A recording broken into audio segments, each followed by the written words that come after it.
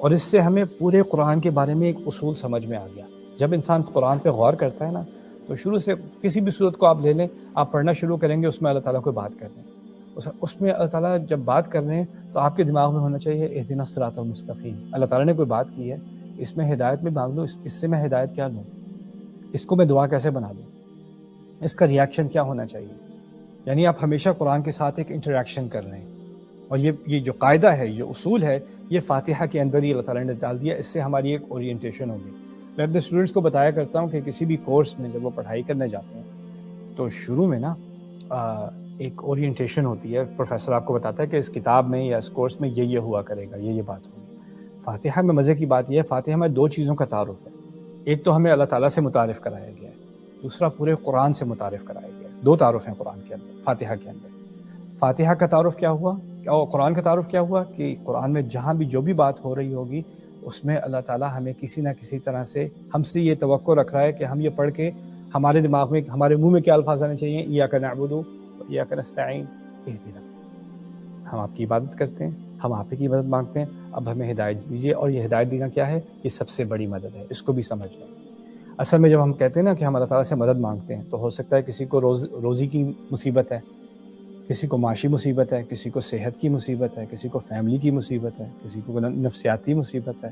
مختلف لوگوں کے مختلف امتحانات ہوتے ہیں، مختلف مشکلیں ہوتی ہیں، اور ہر معاملے میں ہم کہتے ہیں یا رب ہم تیری مدد مانگتے ہیں، ایاک نستعین. یہاں پر اللہ تعالیٰ نے کیا کیا، العام الی الخاص، یعنی کھلا میدان ہے، ہر طرح کی مدد میں اللہ تعالیٰ اپنے رب سے مانگتا ہوں ایاک نستعین کے اندر.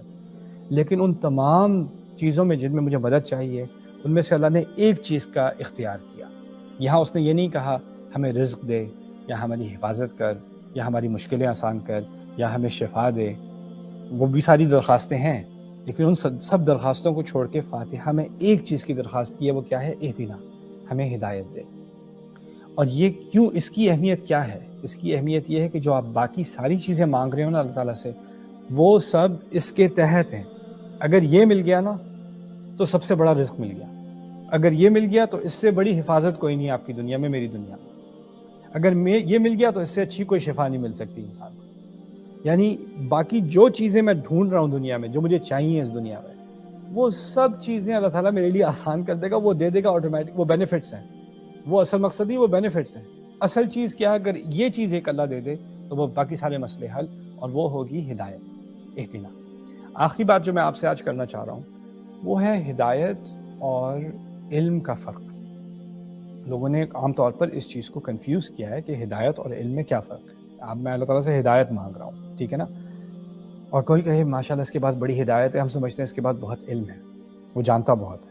اصل میں ان دونوں میں بہت بڑا فرق ہے. اب جب اگلی دفعہ آپ اللہ تعالیٰ سے مانگیں گے نا ہدایت، تو اس چیز کو سامنے رکھنا. دیکھیے، علم ایسی چیز ہوتی ہے جیسے ڈائریکشنز ہیں. مجھے یہاں سے، میں اپنے جہاں بیٹھا ہوں وہاں سے مجھے ایئرپورٹ پہنچنا ہے، تو یار میں GPS استعمال کر لوں گا یا کسی سے ڈائریکشنز پوچھ لوں گا، کہوں گا کہ بھائی ایئرپورٹ کیسے جاتے ہیں، وہ کہتا ہے فلانی ہائی وے سے جاؤ، فلانا ایگزٹ لو، وہاں سے یہ رائٹ کرنا، یہ لیفٹ کرنا، ایئرپورٹ پہنچ جاؤ. ٹھیک ہے، یہ معلومات ہیں. اب یہ معلومات جب میرے پاس ایک دفعہ آ گئیں یا میں نے لکھ لی، اسٹور کر لی، اب مجھے بار بار اس کی ضرورت نہیں پڑے گی. ایک دفعہ پتہ چل گیا تو پتہ چل گیا، معلومات ہیں. اگر کسی بچے کو آپ نے ایک دفعہ سکھا دیا 2 + 2 = 4، بار بار سکھانے کی ضرورت نہیں ہے. ایک دفعہ علم آ گیا تو آ گیا. اگر آپ نے سیکھ لیا آگ جلاتی ہے، ایک دفعہ سیکھ لیا انسان نے تو سیکھ لیا، اس کو بار بار سیکھنے کی، اس کو دہرائی کرنے کی، صبح اٹھ کے اس کا ورد کرنے کی ضرورت نہیں ہے. ایک دفعہ علم آ چکا تو آ چکا. علم کی حیثیت یہی ہے. اور علم کیا ہوتا ہے، وہ بڑھتا رہتا ہے. علم پہلے بنیادی ہوتا ہے، پہلی جماعت کا علم، پھر دوسری جماعت، 3rd گریڈ، 4th گریڈ، پھر کالج یونیورسٹی کا علم اس سے زیادہ، پھر ماسٹرز ڈگری کا اس سے زیادہ، پھر PhD کا اس سے زیادہ. علم میں ترقی ہوتی جاتی ہے، اور انسان کے تجربے کی وجہ سے، اس کی عمر کی وجہ سے انسان میں علم کا اضافہ ہوتا چلا جاتا ہے. یعنی وہ جو علم آپ کا 10 سال پہلے تھا وہ اب نہیں ہے، آپ زیادہ جانتے ہیں. جو علم جو آپ 10 سال کے تھے اور جب آپ 20 سال کے ہو تو آپ کے علم میں فرق آیا. لیکن ہدایت بالکل ہی الگ چیز ہے. پہلی چیز سمجھنے کی یہ ہے کہ ہدایت میں اضافہ نہیں ہوتا اس طرح کہ ایک دفعہ اضافہ ہو گیا تو اب کمی کی طرف نہیں آئے گا، وہ ہوتا ہی رہے گا. نہیں، ہدایت اوپر جاتی ہے، نیچے آتی ہے، پھر اوپر جاتی ہے، پھر نیچے آتی ہے. اور انسان علم کا کسی حد تک مالک ہو سکتا ہے. انہ لذو علم علمناہ، قرآن نے بھی کہہ دیا وہ علم والے تھے، جو علم ہم نے انہیں سکھایا. یعقوب کے بارے میں اللہ تعالیٰ نے کہا علیہ السلام. یعنی انسان کے لیے ممکن ہے کہ وہ کسی علم کا مالک ہو سکتا ہے، کوئی فزکس کا ایکسپرٹ بن سکتا ہے، کوئی میڈیسن کا ایکسپرٹ بن سکتا ہے، لیکن ہدایت ایسی چیز ہے کہ آپ اس کو اون نہیں کر سکتے۔ فاتحہ میں ہم اللہ تعالیٰ سے ہدایت مانگ رہے ہیں، اور مانگی وہ چیز جاتی ہے جو آپ کے پاس نہ ہو۔ یہ بھی نہیں کہا کہ ہماری ہدایت میں اضافہ ہدایت دے دے، وہ ایسی چیز ہے کہ اگر آپ کے پاس 1 گھنٹہ پہلے تھی تو 1 گھنٹے بعد غائب ہو سکتی ہے، اگر کل تھی تو آج غائب ہو سکتی ہے، آج دوپہر میں تھی تو شام میں غائب ہو سکتی ہے۔ یعنی ہمیں یہ ایسی چیز ہے جو ہمیں بار بار ریکویسٹ کرنی پڑے گی۔ تو اس کی اگر مثال میں دوں تو اس کی مثال پانی کی ہوگی۔ آپ یہ نہیں کہتے کہ میں نے صبح پانی پی لیا تھا تو کل پی لیا تھا، آج تو ضرورت نہیں ہے۔ نہ، آپ کو پانی پینے کی، آپ کے جسم کو اس کی ضرورت ہے، آپ کو ہائیڈریٹ کرنا پڑے گا۔ اسی طرح ہمارے دل کو، ہمارے ایمان کو ہدایت کی ضرورت ہے، انسان کو ہدایت کی ضرورت ہے، اس کو بار بار اس کے پاس واپس آنا پڑے گا۔ تو اس کا علم سے یہ ایک بہت بڑا فرق ہے کہ علم میں اضافہ ہوتا ہے آٹومیٹکلی، آپ سیکھتے ہیں، پرانی بات رہتی ہے، اس کے اوپر اس کے نئی بیس بنتی ہے، لیکن ہدایت ایسی چیز ہے کہ کبھی کبھی انسان کو واپس بنیادی بات پر آنا پڑتا ہے، اور اس میں ایک فلکچویشن ہوتی ہے، اونچ نیچ ہوتی ہے۔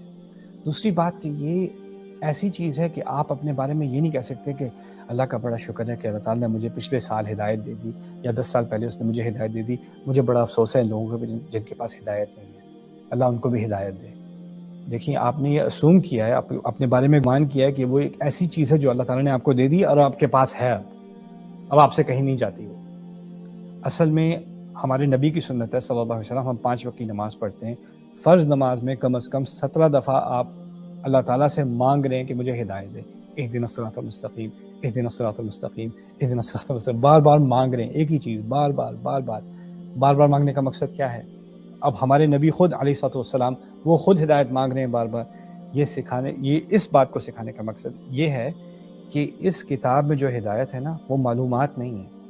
اگر آپ کو سورۃ البقرہ کا ترجمہ آپ پڑھ چکے، علم تو اس کا آ گیا، ہدایت اس کی نہیں آئی۔ سورۃ الناس آپ نے پڑھی ہوئی، یاد کی ہوئی ہے، اس کا علم تو آپ آسانی سے، آپ عربی سیکھ لیں یا عربی نہ بھی سیکھیں، ترجمہ یاد کر دیں، آپ کو پتہ چل جائے گا سورۃ میں کیا بات ہو رہی ہے، لیکن وہ معلومات ہیں، وہ ہدایت نہیں ہے۔ ہدایت ایسی چیز ہے جس کا صرف عقل پہ نہیں، دل پہ بھی اثر ہوتا ہے، اور وہ ایسی چیز، قرآن نے اس کو ایسی چیز بنایا ہے کہ مجھے اس کے پاس بار بار جانے کی ضرورت ہے، اور اس کا جو اثر، وہی آیت ہے، میں وہی آیت پڑھ رہا ہوں، لیکن اس کا جو اثر میں نے پچھلی دفعہ پڑھی تھی، جو اثر اس وقت ہوا تھا، اس وقت اس کا کوئی اور ہی اثر ہو رہا ہے، پھر اس کے بعد کوئی اور ہی اثر ہو رہا ہے، پھر اس کے بعد کوئی اور ہی اثر ہو رہا ہے۔ یعنی اس قرآن کی جو رینیول ہے، جو اس کی ریفریش ریٹ ہے، اس طرح سمجھ لیں میرے ساتھ، وہ بار بار اس کا میرے ساتھ تعلق جو ہے وہ ریفریش ہوتا چلا جاتا ہے، اور اسی لیے اس کے جواب میں، اہدنا الصراط المستقیم کے جواب میں باقی قرآن ہے۔ جس سیدھے راستے کی ہم نے ہدایت اللہ تعالیٰ سے مانگی ہے، وہ سیدھا راستہ اصل میں قرآن میں آرٹیکولیٹ ہوا ہے، اور اس سیدھے راستے کا ایک بہت بڑا حصہ دعائیں ہیں۔ اسی لیے انشاءاللہ اس سیریز میں میں نے بات شروع کرنی تھی، کچھ مختصر سی بات، میں زیادہ تفصیل میں اس سیریز کا مقصد تفصیل میں بات کرنا ہے ہی نہیں، کچھ چیزیں ہیں جس کے بارے میں اپنے آپ کو یاد دلانا چاہتا ہوں، اور آپ کو یاد دلانا چاہتا ہوں کہ ہم اپنے علم میں اضافہ صرف نہ کریں، اور انشاءاللہ میری امید ہے کہ میں اور آپ سب اس رمضان میں اپنی ہدایت میں اضافہ کریں، اور جو دعائیں ہم سیکھ رہے ہیں اس سے ہماری ہدایت میں اضافہ ہو، اور یہ ہدایت جو ہے اصل میں اللہ تعالیٰ نے اس کا تعلق دل سے بنایا ہے۔ وَمَن يُؤْمِن بِاللَّهِ يَهْدِي قَلْبَهُ، جو اللہ تعالیٰ پر ایمان لاتا ہے، ہم اس کے دل کو ہدایت دے دیتے ہیں، اللہ تعالیٰ نے فرمایا۔